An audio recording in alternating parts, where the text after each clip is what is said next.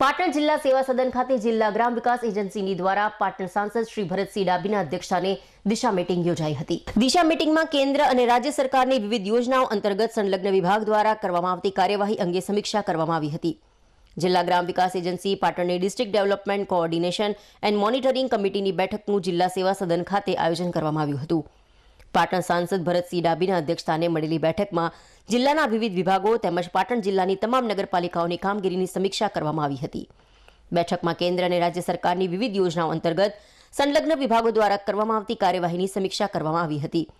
બેઠકમાં જિલ્લાના અધિકારીઓ અને દ્વારા પ્રેઝન્ટેશન કરીને સાંસદ શ્રી સમક્ષ કામગીરીની માહિતી રજૂ કરવામાં આવી હતી।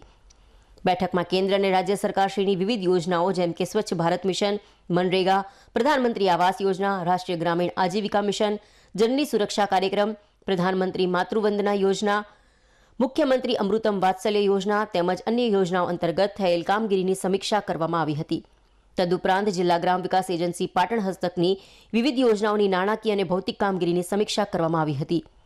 જિલ્લા સેવા સદન ખાતે સાંસદ શ્રી ભરતસિંહ ડાભીની અધ્યક્ષતામાં મળેલી દિશા બેઠકમાં જિલ્લા પંચાયત પ્રમુખ હિતલબેન ઠાકોર, રાધનપુર ધારાસભ્ય લવિંગજી ઠાકોર, પાટણ નગરપાલિકા પ્રમુખ હિરલબેન પરમાર, જિલ્લા કલેક્ટર અરવિંદ વિજયન, જિલ્લા વિકાસ અધિકારી BM પ્રજાપતિ, જિલ્લા ગ્રામ વિકાસ એજન્સીના નિયામક શ્રી RP જોશી તેમજ જિલ્લાના ઉચ્ચ અધિકારીઓ અને પદાધિકારીઓ ઉપસ્થિત રહ્યા હતા।